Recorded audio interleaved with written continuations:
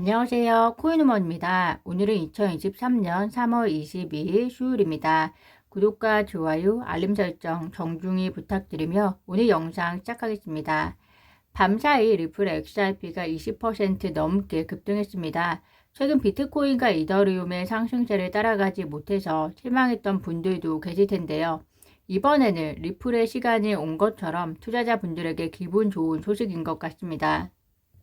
오랜만에 RSI 보조지표 보시면서 말씀드리겠는데요. 밤사이에 리플이 한때 652원까지 올라갔었습니다. 이 당시에 RSI는 92였는데요. RSI 지수가 20이면 공포를 느끼고 80이면 희열을 느끼는 거 다 잘 아실 겁니다. 특히 리플이 92까지 도달한 경우는 매우 드문 일인데 그만큼 일단 전 세계적인 관심을 가지고 있다는 방증이 다시 한번 표현된 것 같고요.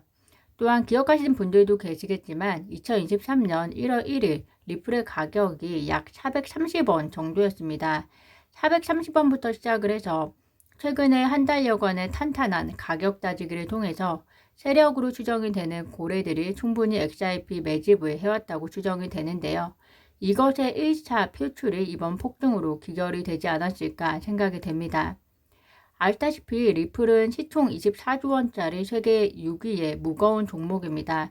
이렇게 일시적으로 띄우고 끝내진 않을 것이라는 개인적인 생각이 드는데요.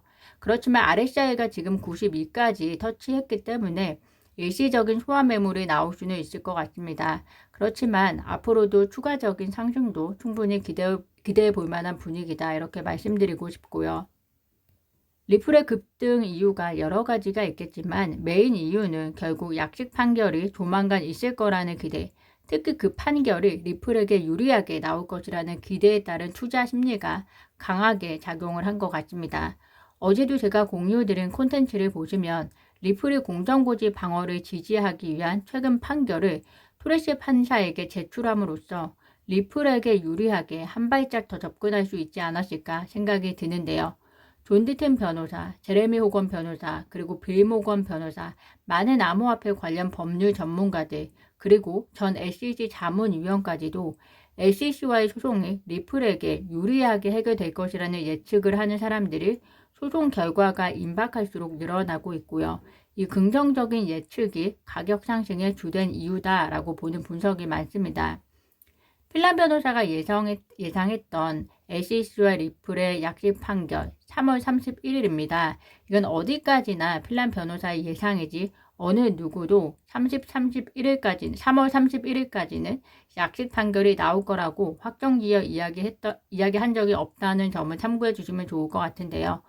어쨌든 그 3월 31일까지 열흘도 안 남았고 어제 폭스 비즈니스 기자에 의하면 이번 주 안에 약식 판결이 날 가능성도 있다라고 보도까지 나온 상태이기 때문에 소송 결과의 긍정적인 예측으로 인한 가격 상승 효과를 더더욱 부추기지 않았을까 생각이 듭니다.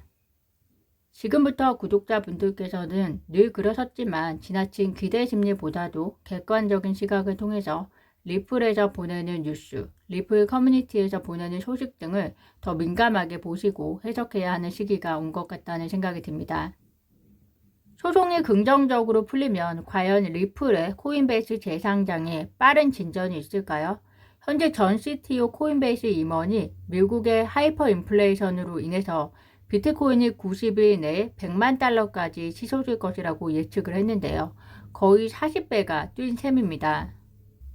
고드만삭스 거시경제 전문가 출신인 라울 팔 리얼비전 최고 경영자도 이야기했듯이 물론 90일 내에 100만 달러가 될 것이다. 이게 실현 가능성이 있는 이야기다 라고 믿는 사람은 많지는 않지만요. 적어도 하이퍼 인플레이션 영향에 따라 비트코인 가격이 상승할 것이다 라는 근거는 유효하다고 평가하는 사람들이 많습니다. 리플의 경우 암호화폐 대장주의 비트코인 상승과 그리고 소송 결과의 호재가 겹쳐져서 투자자분들의 오랜 기다림으로 인한 갈증을 해소시켜 줄 수 있기를 기대해 봅니다. 3월 FOMC 일정을 하루 앞두고 있습니다. 최근 1년 동안 금리 인상에 대한 불확실성으로 인해서 FOMC를 앞두고는 암호화폐 가격에는 부정적인 영향을 미쳤는데요. 이번에는 증시와 암호화폐 모두 반대 현상을 맞고 있습니다. 은행의 파산 위기에 대해서 현재 미국 당국이 발벗고 나서고 있고, 하다못해 옐런 장관은 예금자들의 저축과 은행 시스템이 안전하게 유지되도록 필요한 조치를 할 것이라고 확고히 약속한다 라고 말하기까지 한 상황이라 은행권 위기에 대한 불안으로부터 투자자들을 안심시킨 상황이고요. 이에 따라서 동결과 25bp 금리 인상 사이에서 고민하는 연준에게 3월 FOMC에서 25bp 인상에 대한 힘을 실어주는 계기가 되었다라고 이야기를 하고 있습니다. 지난달 3월 FOMC에서는 50bp 금리 인상이 있을 것이다 라는 가능성이 올라가던 때가 있었는데요. 그때에 비해서 현재 25bp 금리 인상 가능성으로 내려온 상황이기 때문에 비록 동결까지는 아니어도 투자자에게는 좋은 사인이고, 따라서 이는 증시와 암호화폐의 상승을 가져오고 있다라고 말씀드릴 수 있을 것 같습니다.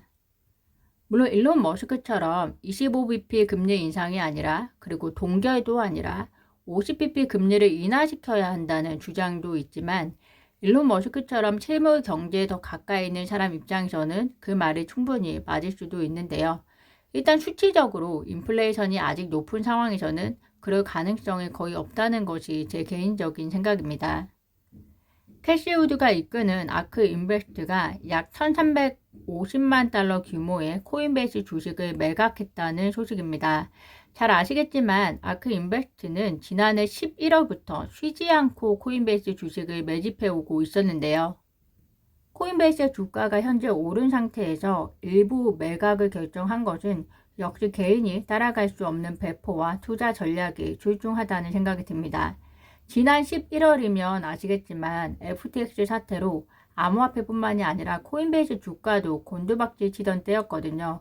그 공포의 장에서 주식을 매입하고, 또 지금 암호화폐가 상당히 올라간 시점에서 일부 매각을 통해 차익을 실현해서 또다시 다른 기회 요인을 찾아 투자를 진행하는 것은 사실 개인이 쉽게 따라할 수 없는 일인 것 같습니다. 따라서 개인이 이런 기관에 따라 투자할 때는 일단은 욕심을 버리고 조급함을 버리고 내 여유의 돈을 가지고 따라해야 성공적인 투자로 이어질 가능성이 있지 않을까 생각하는 내용이었습니다. 오늘 제가 준비한 소식은 여기까지입니다. 오늘도 영상 시청 진심으로 감사드리고요. 구독과 좋아요, 알림 설정은 코인우먼에게 큰 힘이 됩니다. 감사합니다.